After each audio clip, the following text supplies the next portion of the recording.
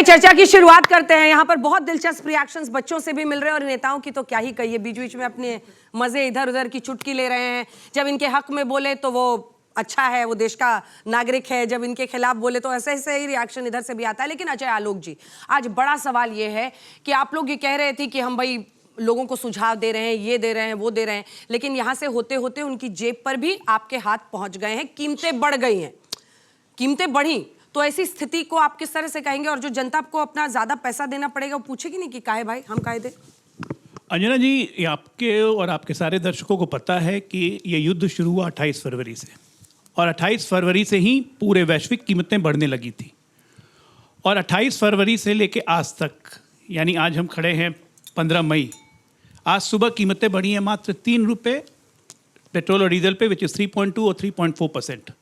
और इस बीच में हमारी कंपनी, जैसे आपने अपनी ओपनिंग में बताया कि हमारी सार्वजनिक कंपनियां, चाहे वो हिंदुस्तान पेट्रोलियम हो, इंडियन ऑयल हो, उन्होंने पर डे लगभग 1700 करोड़ रुपए का नुकसान उठाया। कॉर्पोरेट कंपनी है। तो देश के प्रधानमंत्री ने कॉर्पोरेट लॉस को कम तरजीह दी बनिस्बत की सिटीजन सिक्योरिटी के लिए। इसके लिए क्या एक कुशन फैक्टर 2.5 महीने का किसी देश के किसी प्रधानमंत्री ने, किसी देश ने दिया? नहीं दिया। आज भी हम 3% बढ़ाए हैं। हमारे कॉन्टेम्प्रेरी में अमेरिका में 48%, कहीं 20%, चाइना, जापान, किसी कंट्री का भी नाम ले लीजिए, पाकिस्तान का नाम ही लेना बेकार है, बांग्लादेश, ये वो जितने कंट्री हैं सबका 30%, 20%, 15%, 25%, 44% इस तरह से बढ़ा। हम 3% पे बढ़े हैं। आज सवाल ये उठता है, ये जानना ज़रूरी है कि इसकी ज़रूरत क्यों है। हम कुछ नहीं कर सकते हैं, ये थोपा गया युद्ध है हम पे, जिसकी हम भरपाई कर रहे हैं। हॉर्मुज स्ट्रेट से निकलने वाला 60% तेल हमारे पास आता है, 90% LNG हमारा वहीं से आता है। अब वो जब सप्लाई चेन इफेक्टिव होगी तो निश्चित तौर पे यहाँ पे ढुलाई का कीमत बढ़ेगा। जब ढुलाई की कीमत बढ़ेगी तो हर चीज़ का दाम बढ़ेगा, जैसे दूध का दाम बढ़ा, सबका दाम बढ़ा। तो ये इसी खतरे के प्रति अगर प्रधानमंत्री जी आगाह कर रहे हैं, अब इसमें बोलेंगे कि चुनाव के पहले क्यों नहीं किया, तो एक महीने पूरे चुनाव के दौरान हमारी सप्लाई चेन अफेक्टेड नहीं हो रही थी। अब अगर ट्रंप का और ईरान का अगर ये वार्ता सफल नहीं हुई तो निश्चित तौर पे युद्ध होगा, भयानक युद्ध होगा, और इसमें सप्लाई चेन अफेक्टेड होंगी। तो निश्चित तौर पे इसीलिए जब समय आया उन्होंने बोला, जब तक समय था उन्होंने कुशन दिया, कॉर्पोरेट लॉस किया। 28 फरवरी को युद्ध शुरू हुआ, कब से सप्लाई चेन अफेक्ट हुआ है? हॉर्मुज कब बंद किया ईरान ने? बिल्कुल, क्या बात कर रही है? 28 फरवरी से शुरू हुआ, 6 मार्च को ईरान ने हॉर्मुज को अपना वेपन बना लिया था, 6 मार्च से। लेकिन भारतीय शिप्स निकल रही थी, लेकिन कम निकल रही थी। पर डे जितना निकल रही थी, 1 या 2 निकल रही थी, जो पर डे पहले 15 निकलती थी। तो सप्लाई तो हमारी इफेक्टेड हो गई थी। लेकिन ये विजन था हमारा कि जब से हम सत्ता में आए 74 दिन का बफर स्टॉक था हमारे पास, जो आज भी 60 दिन का स्टॉक है, उसी स्टॉक से हम चले हैं। हम शुरू से मानते हैं कि कॉर्पोरेट बेनिफिट से ज्यादा जरूरी है सिटीजन सिक्योरिटी। ये प्रधानमंत्री की सोच है। पिछले 2.5 महीने उन्होंने ये किया, आज उन्होंने अपील की है। तो भाई, घर में पैसे बचा लोगे तो तुम्हारी जेब में रहेंगे ना, कोई गांधी परिवार के तो घर ले जाने के लिए नहीं दे रहे हैं। प्रोफेसर साहब, अब आप आइए इस सीन में और ये बताइए कि भाई ये संकट, ये युद्ध मोदी जी ने तो शुरू नहीं किया है।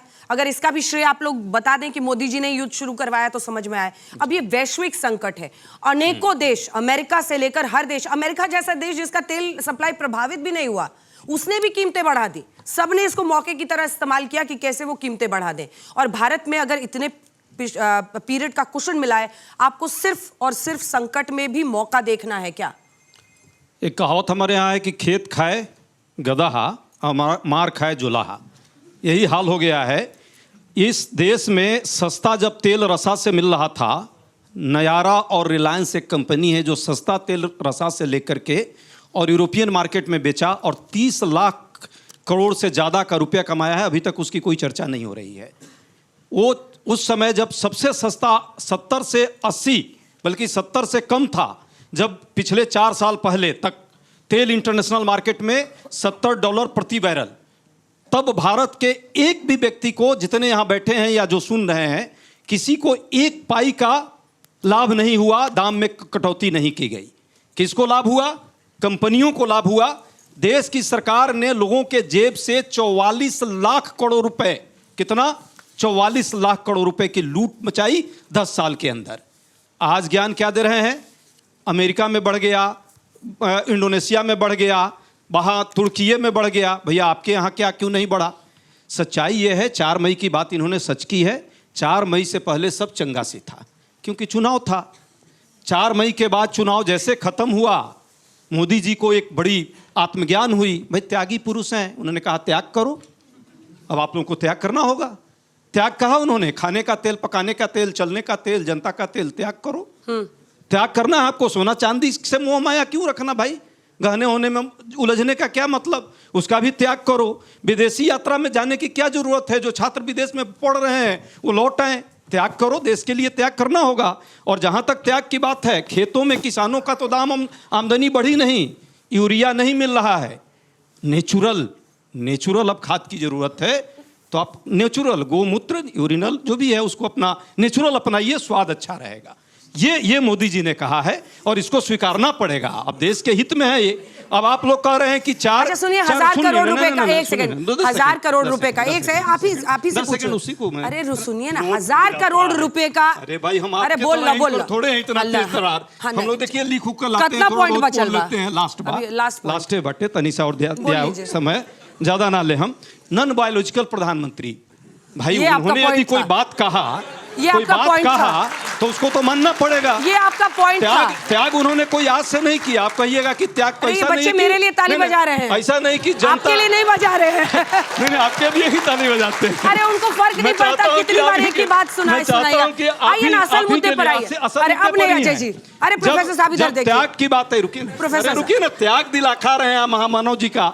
महामानव जी ने ऐसा नहीं है कि जनता से कहा है त्याग, उन्होंने त्याग करवाया है। देखिए ना, अपने मित्रों के लिए आज ही खबर आई है और उन्हीं के चैनल से खबर पब्लिश हो रही है मुदानी जी के लिए कि वहां पे केस बंद हुआ है। उसके बदले ऑपरेशन सिंदूर का भी त्याग।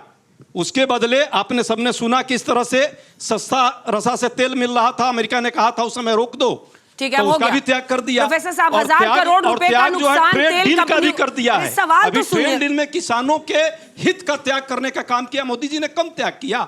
मोदी जी का आदत है त्याग करने का। विदेश जा रहे हैं तो लोग को पेट में दर्द हो रहा है। भाई मोदी जी विदेश जाएंगे नहीं क्या? 2 विमान है 8 दूना 16,000 करोड़ का, यहाँ रखे पाट पुर्जा उसका खराब हो जाएगा, उसको भी तो बनवाना पड़ेगा। तो वहां गए और नॉर्वे में जा रहे हैं। ये तो सब कहानी बन रही है। नॉर्वे में ग्रीन एनर्जी देख लीजिएगा, ग्रीन एनर्जी पर बैन लगा हुआ है मोदी जी पर। अनुराग जी देख रहे हैं कि सारा पॉइंट यही बोलेंगे तो मैं क्या बोलूंगा। उसको भी 1000 करोड़ रुपए का नुकसान तेल कंपनियों को रोजाना हो रहा है। त्याग को याद रखना होगा। अजय जी, और आपको हमको भी त्याग करना होगा। आज क्या खा के आए हैं? बस पे चलिए, त्याग कीजिए। आपका घर का राशन तो ठीक चल रहा है। मेट्रो में चलिए, त्याग कीजिए। दुबे जी भी ऐसे देख रहे हैं तो घर के अंदर रहिए। दुबे जी भी साइड से देख रहे हैं। चलिए बाहर। अरे एक लखनऊ, एक मुंबई से आया है शो के लिए, उनको भी बोलने दीजिएगा। चलिए जवाब दीजिए, ये जब सवाल ही नहीं पूछने दिया। अपने 3 मिनट के वक्तव्य में मैं उम्मीद करता था कि हमारे कांग्रेस पार्टी, उनके प्रवक्ता देश के लिए खड़े होंगे, देश के लिए कुछ अच्छा देंगे, कुछ अच्छा सुझाव देंगे, लेकिन ना, सिर्फ मोदी विरोध और मोदी जलन के अलावा कुछ नहीं। निहायत जलन खोट्टा है ये लोग। 44 करोड़ कह रहे हैं, 44 लाख करोड़ हम लोग खा गए। ये देश में जो एक्सप्रेसवे बन रहे हैं, ये राफेल खरीदे जा रहे हैं, ये हमारे भारतीय सेना को बुलेट प्रूफ मिल रहे हैं, ये लखनऊ सूट मिल रहे हैं, ये कहाँ से पैसा आया? हम नहीं खाए भाई साहब। तेल उधार खरीदने की आदत हमें नहीं थी, आप में थी। ऑयल बॉन्ड खरीद के देश को कर्जे में डुबा दिया, चुका हम रहे।